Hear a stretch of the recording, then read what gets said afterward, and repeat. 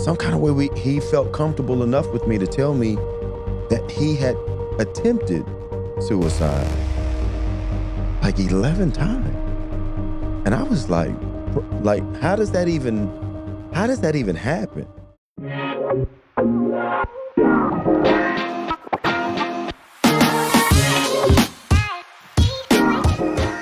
Hi, guys. Thank you for joining us for another episode of Heart of the Matter. We are your hosts, Marcus and Scott. This podcast takes a deep dive into the issues of a man's heart, and it is our sincere desire to present practical ways to be centered in all areas of our lives. We have reached the end of season 1. This episode is the season finale of Heart of the Matter. Thank you for rocking with us, all the subs and support. We'll be taking a little break, but coming back with even more content in season 2. You may have asked, why are we doing this? The reason is because men matter. Despite what the world may say or the opinion of some, men hold a vital place in this world. Today, we're going to discuss what makes men important and what they truly long for and need in their lives. So let's get to the heart of the matter. Let's get to the heart of the matter. You ever ask someone, hey man, what do you do? Why are you asking them that question? I think it's to measure that man for the good or the bad. Okay. And most of the time, when I meet somebody and I ask them, hey, what do you do? And if that dude tells me, man, I'm a CEO, I'm like, ooh, man, I don't measure up to him. Okay. Or if he says, hey, man, I'm a janitor, I'm like, oh, I got one up on this one. And so I think we use that as a tool to measure ourselves against other men. And I think that's natural. That's the first response. Okay. That's the first response we get. When he tells us, we're like, oh, we start measuring, but that's not the end. It's not the last. It's not the be all. No, it's not to say all be all. But we do it. Absolutely. And it's because we want significance for ourselves. We want to make ourselves feel satisfied. Oh, I've done a good job. I'm doing a good job. What I'm doing matters. Significance is a big thing. We want to know that we are leaving an imprint of ourselves, that our presence is being felt. Like you said, I didn't want to use the word measuring, but it's exactly what it is. What it is. It's what's done to us, and I don't know that we all often like it when it's done, but it's something that we do, even if it's subconsciously. It happens. Yeah, absolutely, it happens. And and I think the thing is, like we said, that's the first reaction. That's when we meet somebody, they tell us, hey, what do you do? Or who's your family? Anything like that. We're just feeling each other out. But like we said, that's not to say all be all. Man, when you get to know that person and you start doing life with that person, things change. And you're like, oh man, this dude, you might find that he enjoys and he is content. And that's where he finds his self-worth. And all of a sudden we're using that as a way to measure ourselves against him. And you become friends and you say, oh man, I was completely wrong in this situation. So I'm much more than what I do. What I do doesn't define. Well, there's been many times we've talked about this a lot where, okay, I'm a plant manager at a manufacturing facility. Okay. So if I'm just out on the streets and I meet some guy, I don't tell him, hey, I'm a plant manager. I introduce him with, hey, I'm Scott. Right. Exactly. And so with that, a plant manager is what I do. Yes. It's not who you are. Scott is who I am. Yeah.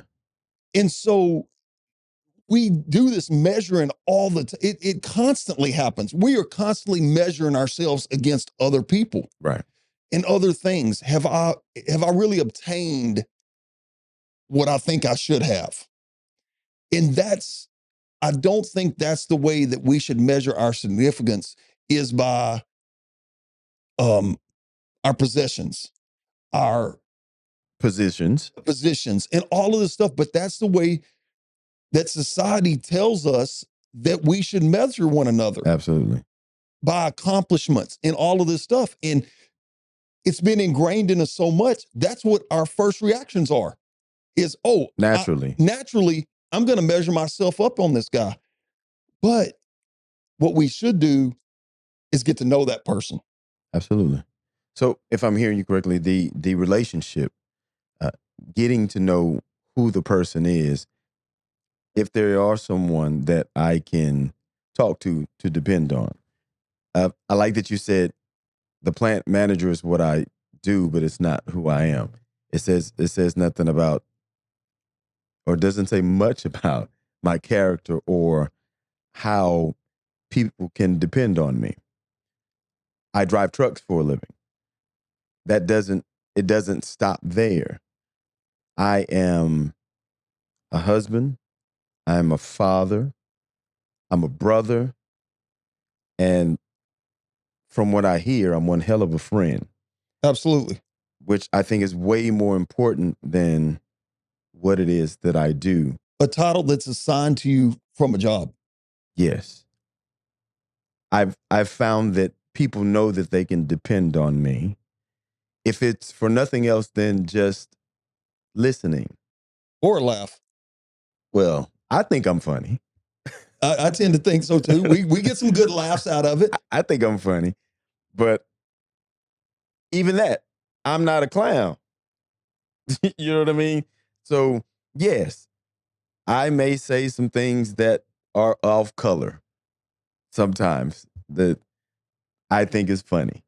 But I'm more than the jokey guy also. And I think we all have to have a place for both things. Yes. We have to have a place where we can be ourselves and just relax. And there's other times when we have to have a place where, man, I need some help. Yes. I think, and that place can be the same place. Me and you can laugh with each other sometimes. And the next time we could be asking each other, hey man, I really need you to help me on this. To be encouraged, to be strengthened, to remind you that regardless of what it is that you are going through, regardless of what it is that's heavy or weighing on you at the moment, that you're more than that also. And sometimes we just need help refocusing on the stronger points, the better points of who we are more so than. But significance is very important in any man's life. We often, if I don't have this, or if I had that, that would make me better. And it's not necessarily true. I heard you say earlier, because of that initial judgment, how we can have this perception of someone because they have these great accomplishments or they've accumulated these nice things. And then you sit down and talk to them and you find out, man, this guy's a wreck. This guy ain't got it together at all. His marriage is in shambles because he's worked so much of his life that he can't tend to his home. Yes. Or his kids don't even know who he is, but they know who the nanny is. Right. And that's sometimes what we think we need, and that's what we want to attain to make us feel significant. That's what society tells us is significant. And not all the time. That's what it portrays. Significance is huge. And also, greater than significance, I think respect is something that we all long for and need. And we'll perform in some degree or another by our positions or power, by our possessions, what we have, or those types of things, or how we want to be perceived by others. We'll use those things often to try to get this respect that we so desperately need, and for a lot of us are going to demand.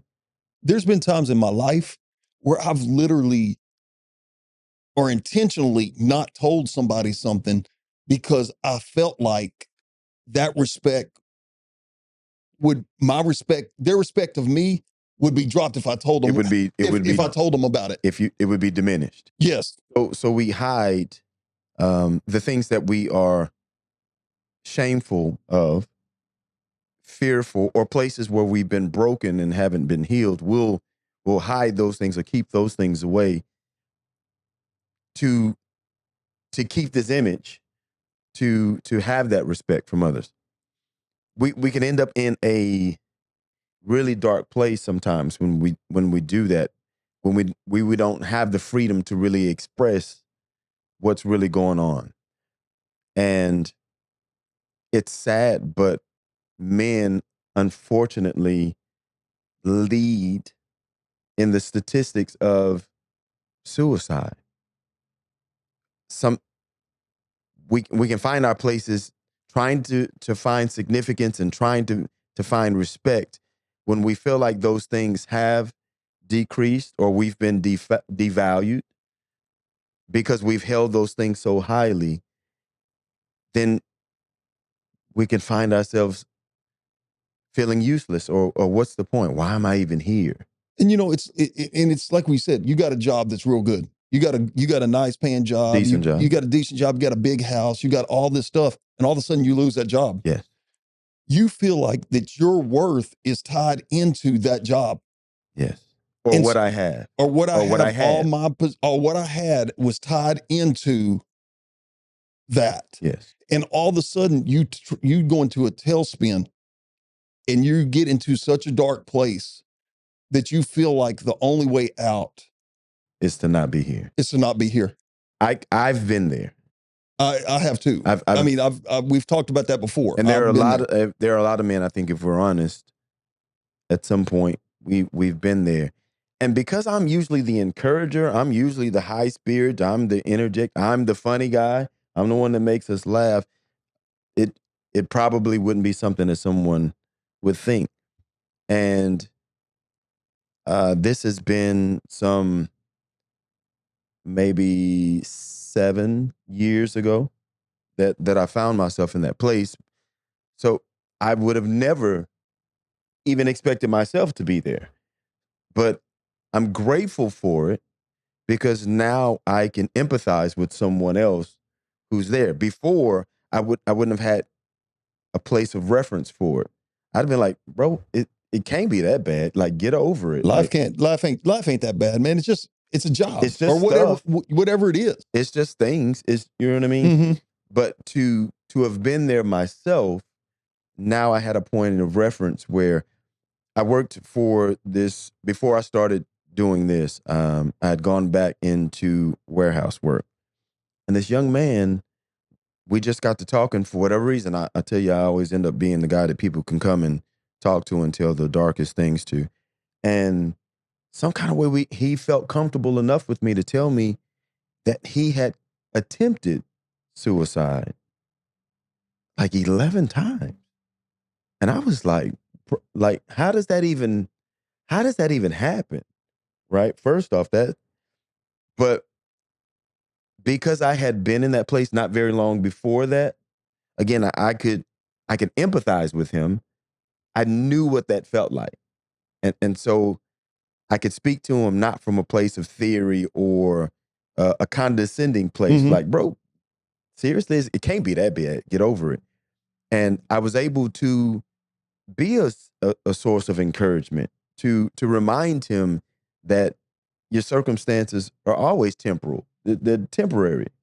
And to make a permanent decision for a temporary circumstance, just when you think about it like that, it just doesn't make sense.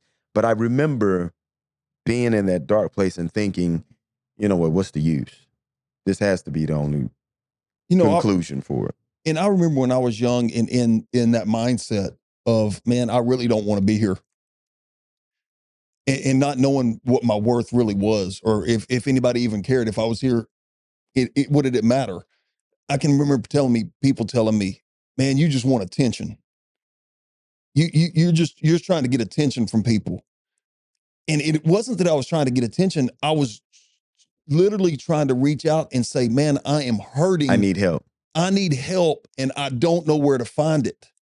And to hear, and you're just trying to get attention. I was like, man, are y'all serious? This is, and luckily it didn't go to the end. Luckily, it didn't make it to that point. But what I needed was a place that I could talk and say, "This is how I'm feeling. I don't understand what's going on. I don't understand why these things happened in my life."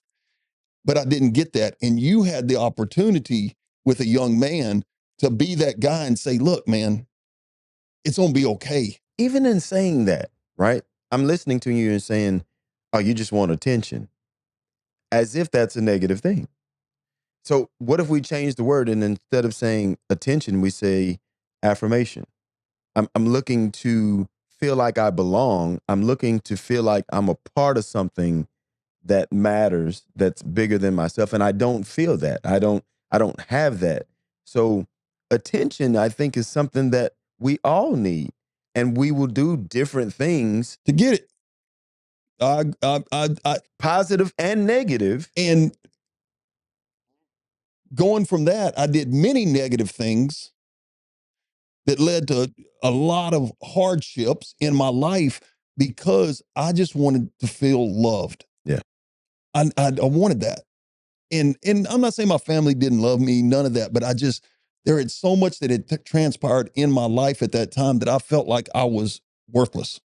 And whether it was true or not, you needed to feel That's how I that. felt. We all do. We all need to. I said earlier, we need to feel needed. We need to feel like we belong. And when we get to that place where we don't feel like we're needed or we're not appreciated, maybe that's a different word than saying you just needed attention.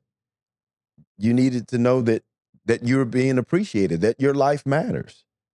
You know, statistics show that men, was it 4 times? I think we were looking at 4 times men, 4 times more than women. Then Was it? yes, I think it was women. And if that is the case, it shows just how important it is for men to be able to express themselves yes, and to be able to talk and to feel, like you said, wanted. yes. And so this is a big problem. So what happens when we don't feel like ourselves? We talked about suicide. That I don't think that although I think that those thoughts come into play, Mm-hmm. and sadly, as you said, the statistics say that almost 4 times more than anyone else, Yeah. men are making themselves unalive. But what do we do when we realize that's not the option? Like, it's a thought, Mm-hmm. and maybe somebody attempted it unsuccessfully. But if that's an extreme, Mm-hmm. right? What are other things that we do that are still not healthy for us? When I'm saying we We've talked about this in past podcasts. Addictions. ah, Addictions are one of them. We try to find a escape from reality. And I started drinking at a very young age, right, and it led me down a dark path. And I thought that would get rid of the feelings that I was of having. insecurity. It was just it was a layer upon layer upon layer of things. I thought, okay, well, if I do this, this will solve it. And it didn't. So often the measure of a man, we talked about possessions or how we're perceived. So we'll go to dependency, right? And we'll talk about those. But what about promiscuity? And how oftentimes the measure of a man is, you talked about accomplishments. Mm-hmm. How many notches in my belt I can have makes me more of a man, say, than the one who has none. And at a very young and immature mind, we would even clown or make fun of somebody because they haven't had any successful conquest, Yeah. right? And how at this point in my life, at 48 years old, I often think about how I wish that I could go back to all the places where I poured out that I shouldn't have, and that I could recapture, reclaim that, and only pour in to the one place where I should. But if I'm honest, it was rooted in a lot of insecurity and not really understanding who I am as a man, and that false idea of manhood or manliness. Oh, I ran full fledged with it. And it's not, gratefully, grace has covered me in a place where I can look back at it and it didn't ultimately destroy me. I still have a wife that I've been married to now for 23 years. I have two children, and I only have two children by my wife. So at this point, if anybody has anything to say, they would at least need to be at least 24 years old. so, so I just, that's a little humor. I told you I think I'm funny, but if you laugh, cool. If not, stop being so serious. But to say that, and that's not to say anything for someone who has five children by five different baby mamas. That doesn't make me better or less than. It's just how it played out for me. How easily I could have had five children by five different baby mamas, and it just did not. That's not the way it went for me. But I'm speaking to how we'll go to other things looking for significance and respect that are negative and pull away from who I really am. Do you think having notches in your belt goes to a term that we talk about? It's called pseudo masculinity. Yeah. I probably wouldn't use that in everyday conversation. I wouldn't. Yeah, it's not something pseudo masculinity, but it's a false form. Sound like something you need a prescription for. Yeah, it so could be. Glad that you can't catch it. If I've had it, I've been healed. Hallelujah. No, I'm sorry. Go ahead. But it's a form of how men want to portray themselves, and that's not who they are with other men and just in general. I think it's in general, and especially with other men. I think every man wants to have a measure of how another man views him. We all know that guy who will embellish his stories. And I use the word embellish lightly. It's the guy that lies all the time. Everybody in the crew know you lying, and I don't care what we're talking about.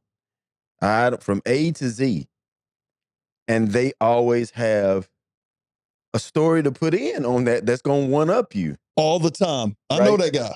So when you say pseudo masculinity, but again, that guy is still looking for the significance and the respect. He's trying to feel a part of the crew and doesn't want to be looked at as less than because maybe he didn't have the same level of accomplishments or whatever as someone else.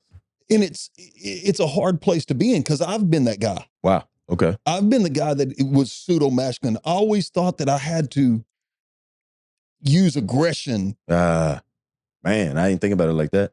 I had to use aggression to show you how tough I am. Yeah. Yeah. Oh, okay. You don't understand that part. Okay, I'm gonna show you aggressively. And man, it's a tough place to be in because you're really living a lie. Where you have to let everybody else know that you're the man.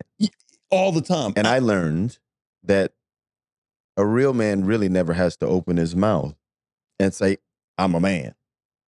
When you enter any environment,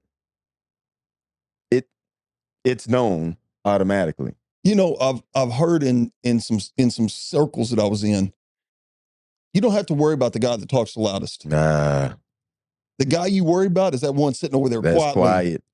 Because he's the one that's he's like, if this guy, I'm gonna do something to him. Because I've been in environments where the loud guy, all he's really trying to do is keep people away from him. Because that's what I used. Yeah. Because I get that. I didn't want nobody to know the real me. I was always loud and boisterous to keep people away from me. Hey, I don't want them to know who I really am. You blow up to intimidate, and hopefully that would keep most people at bay, a distance. And you never have to have any conflict or anything like that. I get that. And I so get that. pseudo masculinity is a big thing in the world because every guy wants to feel like, oh, man, I'm a tough guy. Nobody wants to feel like, man, I'm lesser than that guy. Okay. You know I'm messing with you because I want to see what you're gonna say. And I come out good. Hey, I you cleaned did it up. I did it Hey, right. you did good, Beanpo. And that's how, but for years I lived my life like that. Even there was times in my marriage where I would use that as a tool to where I didn't have to feel the emotions that I didn't want to feel. Instead, I would just lash out and just look cold because I thought, okay, this will solve that problem. I won't ever have to talk about it again.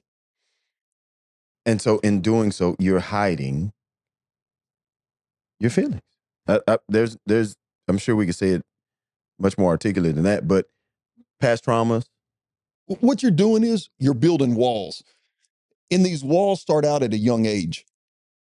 When your parents tell you, hey, just man up, stop crying, or you're tougher than that. So you start hiding these feelings, and these walls just they just build up, and you get these insecurities. Let's say you go into middle school and a girl tells you, man, you're ugly. Yeah. You just keep putting these blocks on this wall that you're building of all this false stuff, right? And then at some point in your life, some people may not ever get there. I don't know. At some point in my life, I said, man, I got to start tearing this wall down. Yeah. Because you end up you building this wall as a sense of defense. That's why you're blowing up and making yourself bigger to try to keep everything in base. So these walls you're building to as a defense to keep other people out or to hide the insecurities, to hide the shameful things, to hide the place where I'm broken. But what it does, it keeps you in. You end up building a prison for yourself. And you have all these feelings inside that you don't know how to deal with. And so what we like to tell people is, hey man, just demolish that wall. Just tear it down. It ain't that easy. Because I spent 30 years brick and mortaring this wall together. And so I might have pulled out insecurity. Okay. But anger was the cornerstone. It was where the wall all started at. If you don't get down to that real cornerstone and know what's really driving you, that wall is it's going to be hard to get it down because you got to dig deep. So when you say dig deep, you talk about taking brick for brick. Mm-hmm. How do we as men dismantle that wall? How do we come from behind this wall that we've hidden behind for years, thinking we're protecting ourselves, and really come out from around it and really be comfortable in our own skin? Because you will feel exposed without that wall. Because I learned, and the way I did it was, number one, I found people in my life that I could be open and honest with, and that they would call me on my BS. Yeah. Because if I come to you today aggressively, you ain't backing down. Because I'm not going to be intimidated. You're going to be like, nah. Right. There's something else going on with this cat. Right. That he needs to deal with. And you will call me on any foolishness that I can. And I've done it. And you've done it. I've done it. You've been upset about something else, or you're showing frustration about something else. And then I have to be like, so I get it. You're upset about that. And I'm not going to say that that's not a thing, but so what's really going on? That situation didn't warrant the emotions that you were given to it. And then when you start to say, this is what's really going on. You're right. You're right. And so, number one, you got to find people you can talk to. Number two, I've been in therapy for Can I say first? Come on. Be honest Be honest with you. with you. That's where it starts. Yes. Okay. So let's Number start one, there. you got to realize you got a problem. That's the first part. If Be you honest don't, with you. if you don't realize you got a problem, you're never going to know. You'll stay behind the wall. You'll stay behind that wall. Right. Then you find people you can talk to. And like I said, I've been in therapy for a lot of years of my life, and it's worked for me. It may not work for everybody, but I'll tell you, for me, I like having a neutral party that I can talk to and say, hey, this is what's going on. And they can say, you're wrong, and you need to work on that. Because you have to have somebody in your life that will call you on anything. Right. And say, you're the problem. Because if your friends are always telling you, you ain't the problem, It's them. it's them. Then I think it's natural for anybody, not just men. I probably gonna, hey, if you want to send some hate mail, send it to scottylou.com and he answers all of that. I was going to talk about it not being just for men, accountability. I'm not even going to go there. I'm not even going to go there. The word accountability, when we come back in the next season and not everything is black and white, we'll be back. Yeah, that's a teaser right there. Then maybe we'll throw that in there. But I would say, number one, find you somebody who you are accountable to. So once you're honest with yourself, and then you said find someone that you can be vulnerable, and you said it's not going to be comfortable. No. Because you're going to feel exposed. But it's necessary for you to get beyond that so you don't have to live behind this false wall, or what's your big word? Pseudo masculinity, right? Because you're really living a fake life. Right. And if you really want to live at peace with yourself, you got to break that wall down. And like I said, I built it up for years. And guess what? I ain't tore all them bricks out yet. I'm still working on knocking them out because it's a daily process. It's an ongoing process. And that's why when I say if you're on the outside, you say just tear that wall down. You can get out of that. It's not as easy sometimes for everybody. Some things go away, some things don't. And it's because of the past. It's everybody's past. And the way that they have viewed things is how much it weighs on them and how they handle situations. That's why you can't tell somebody, man up. Because you don't know what caused that person to feel like that and what triggered them in that area to be so passionate about it. And I don't know if I said this once, I've said it 20 times, what they've been exposed to and what they've had to experience to get to this place where they are. And it's easy to point fingers at someone when you don't really know their story than it is to sit and want to be empathetic with them and hear it and listen to it. And sometimes maybe you can hear something that they can't see, like you said, and you can point out where, have you thought about it like this, or have you looked at it from this perspective, and give them a different vantage point to see their situation than what they're focused on. Because sometimes we get the tunnel vision, the saying you can't see the forest for the trees, you're too close to the situation. So being truthful with yourself, being vulnerable with someone else, and then being willing to take constructive criticism, right? Like hear it differently. Like my way isn't the only way. This the way I see it's the way it is. I'm done with it. And when you start tearing that wall down, then you can help others. Yeah. You become a person who can help someone, just like you were talking about the young man. Because you have lived that, then you can help others to help themselves. We've heard the expression, no man is an island. And so oftentimes we can feel like, man, I got this, I can do this by myself. But we all need somebody. No one has ever become anything significant or been anyone without someone else. I know that there's the term of self-made men. Okay. Someone was instrumental in helping you get to this place. Yes. And we all need someone else. The world needs men to be men. And I know that in our society right now, that can be a controversial thing. I think we talked about on the last episode having what was the word that you called them? Alpha females. Alpha females. There are people out there who would lead you to believe that men aren't necessary, that we aren't needed. Uh, and it's just not true. I believe even they know it to not be true, but maybe even for them, what they've experienced and what they've exposed them has walled them into a place where because they believe that's their reality. Because they've been hurt. They feel that's a reality.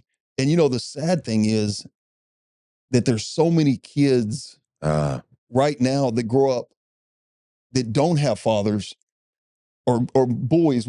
I'd say boys, right? I mean, because we're talking about men. Boys that grow up without fathers, they don't even know how to be a father.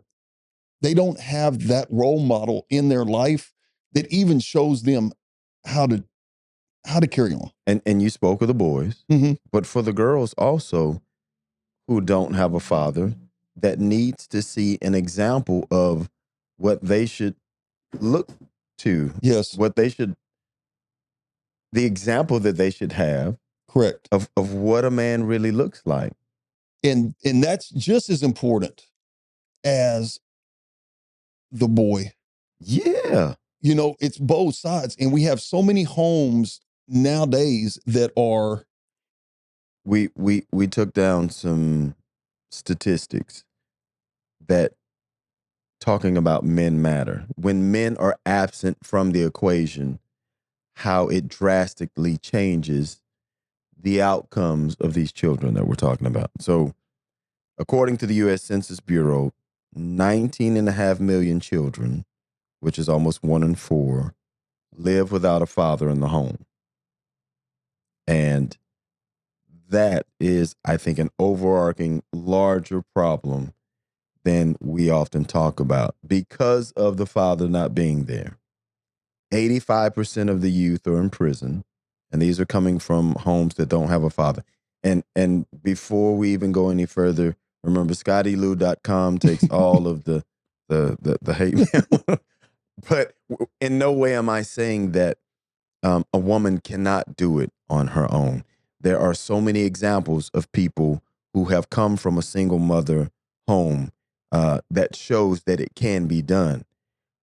I'm only speaking to how much more it changes in those homes that don't have a father. So it isn't for everyone who doesn't have a father, but statistics are what they are. 85% of the youth in prison come out of a fatherless home. 71% of high school dropouts come out of a fatherless home. 90% of homeless and runaway children come from fatherless homes. And we talked about men committing suicide. 60% of youth suicides come from children who don't have a father in the home. And these are blaring numbers. And so sometimes having a father there, you were talking about earlier wanting attention or being accused of wanting attention. And I just want to say how important that is. Yes, for a child to have the attention of their mother, but it is very important for a child to be influenced and have that attention from their dad. And we can say father, and I don't want people to think that it can be somebody that actually isn't not your biological father. Talk on it, bro. There are guys that have taken on the responsibility Absolutely. of taking care of children, and they didn't birth that child. What? Not birth. They Okay. didn't. If he did, he's got something else going on. Because this society say there's certain things that can't happen. I'm not going to speak to the foolish. It can't happen, man. You ain't birthing no children. You didn't have a part. ScottyLou.com, if you mad about that, you cannot birth a child. You can be very instrumental. However, with that being said, ma'am, you're not having a child without the influence of a man. And that influence is to be extremely strong. Without his influence, There is only one immaculate conception that I know of. And it ain't happening And now. she can birth the child. But sir, you're not birthing anything. That guy, I have so much respect Absolutely. for him, because he's taken that role and is showing the love that those kids need, the attention. And to the boys, he's showing them, hey, this is how you and so it's not necessarily the biological father, it's any role model that they have in their lives that is teaching them. Positive role models. Exactly. Yes. And so I don't want people to think, oh, well, no. I've known many guys who have picked up that mantle and carried it. And it could be grossly a thankless job. Yes. You may not get the attaboys. You may not get the immediate reward, the pats on the back for the sacrifice that it takes to do that. But know that it is important and it is absolutely needed. And I pray that you do get the validation, or you get the congratulation or the affirmation, the appreciation for being there and for being the dad. But if you don't, I hear it here, sir, thank you. And that it was important and that it was needed. And thank you. You are appreciated and you are needed. If no one else says it to you, I want to be the one to say it to you today. Thank you. Because sometimes we don't hear thank you, and it may make us feel like we're not being appreciated. It make you feel some kind of way. I'm telling you what kind of way it makes you feel. It makes you feel unappreciated and like, what's the point? But it is absolutely necessary. Men, we are needed. And people can say whatever they want, but being a man ain't easy. It's our responsibility, though. It's what we're called to do. And you can bypass it if you so choose. Just being a I baited you and you almost took it. But just not doing what you need to do. Not taking on the responsibility. Yeah. And the next generation will suffer from it. And I'm going to leave it at that. That in closing, our family, community, and the world needs us to stand up and be the men that we're called to be. We can be the example to the next generation of leaders, to this world. It is our job to impact and influence our next leaders. This is our finale for this first season of Heart of the Matter. Hey, man, it's been a journey. Thank you so much for being here with us from the beginning through this episode. This is not the end. I teased. Please come back with us. We'll take a little time off from this, but we are coming back. And I said it. You gonna say it again? What we talking about next season? And everything ain't black and white. Not everything is black and white. So I think we kind of got our sea legs underneath us. We feel a little bit more comfortable in this place. We have plans to maybe have some guests on our podcast and get some different perspectives, ask some questions, and we'll see where that goes. So stay strong, and we'll see y'all next time. See you next time. Hey guys, we know being a man can be tough. Maybe you need help talking to a woman, dealing with some kind of road rage, or maybe even fighting addictions. Check out our other vids on life and how you can be a better man. Tune in, fellas, it's the time.